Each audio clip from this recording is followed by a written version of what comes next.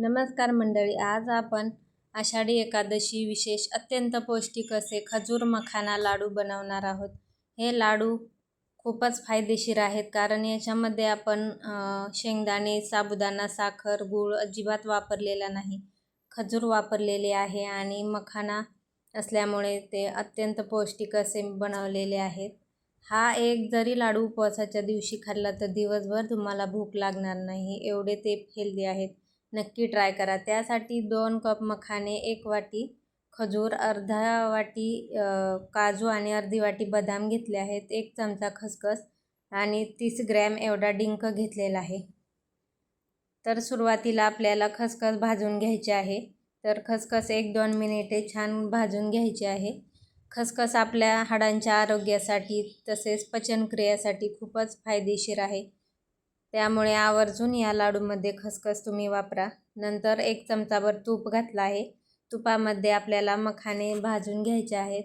मखाण्यामध्ये भरपूर प्रमाणात calcium, potassium असते। मखानेसुद्धा हाडांच्या आरोग्यासाठी तसेच ब्लड शुगर लेवल कंट्रोलमध्ये राहण्यासाठी आपल्याला फायदेशीर असते, त्यामुळे मखाने आवर्जून या लाडूमध्ये वापर करा। तर 2 वाट्या मखाने घेतले होते, ते छान क्रिस्पी होईपर्यंत भाजून घेतलेले आहेत। आता प्लेटमध्ये थंड व्हायला काढून घ्यायचे आहेत। नंतर अर्धी वाटी बदाम आणि अर्धी वाटी काजू 1 चमचा तुपामध्ये छान डाग पडेपर्यंत आपल्याला भाजून घ्यायचे आहेत। हे लाडू बनवताना आपण शेंगदाण्याचा वापर अजिबात करणार नाही, कारण भरपूर जणांना शेंगदाणे खाल्ल्यामुळे पित्ताचा देखील त्रास होतो। तर शेंगदाणे न वापरता हे आपण लाडू बनवले आहेत। नंतर इथे अर्धी वाटी खोबऱ्याचा किस घातला आहे। हा किस आवर्जून लाडूमध्ये वापरा, त्यामुळे लाडू खायला खूप टेस्टी लागतात। नंतर थोडंसं तूप घातलं आहे आणि तुपामध्ये खजूर घातलेले आहे। खजूरसुद्धा आपल्याला तुपावरती छान परतवून घ्यायचे आहे।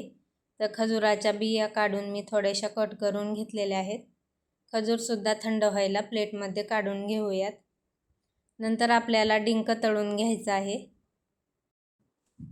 डिंकाचे तर आपल्या शरीरासाठी खूपच फायदे आहेत।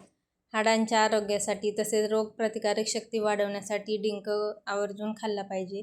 तर इथे डिंक तळण्यासाठी तूप गरम झालं की त्याच्यात डिंक छान फुलेपर्यंत तळून घ्यायचा। नंतर आता तळलेले सर्व जिन्नस आपल्याला पूर्णपणे गार होऊ द्यायचे आहेत। थंड झाल्यानंतर मिक्सरला सुरुवातीला मखाने आणि खसखस बारीक फिरवून घ्यायचे आहे। नंतर मखाण्याची जी पावडर तयार होते ती एका मोठ्या बाउलमध्ये मी इथे काढून घेतली आहे। नंतर ड्रायफ्रूट्स म्हणजे काजू, बदाम आणि खोबरे आहे ते एकत्र आपल्याला मिक्सरला फिरवून घ्यायचं आहे। थोडंसं जाडसर राहिलं तरीसुद्धा चालेल, कारण नंतर खजूर घालून आणखीन एकदा आपण बाइंडिंगसाठी फिरवून घेणारच आहोत।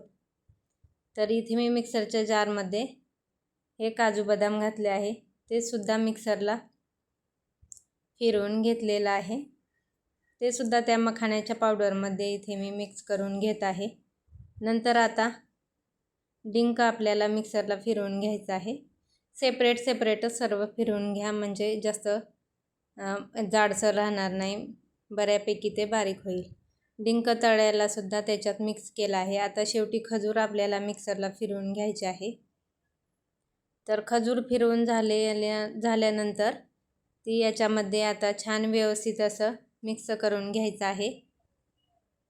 आणि हे मिश्रण आणखी एकदा आपल्याला एकत्र मिक्सरला फिरवून घ्यायचं आहे, म्हणजे आपल्याला लाडू बांधण्यासाठी सोपे जाईल, त्याला व्यवस्थित असं बाइंडिंग येईल।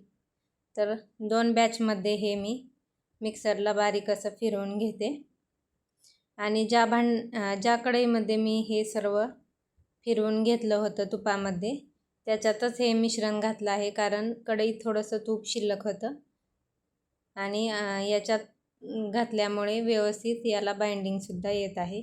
जर तुम्हाला वाटत असेल की लाडू व्यवस्थित वळला जात नाही तर 1-2 चमचे तूप घालून तुम्ही त्याला बांधू शकता।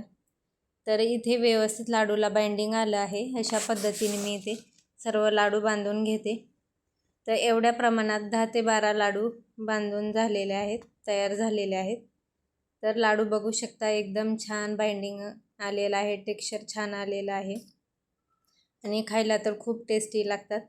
नक्की एकदा बनवून पहा आणि व्हिडिओ आवडल्यास लाईक करा, शेअर करा आणि चॅनेलला सबस्क्राईब करा. धन्यवाद.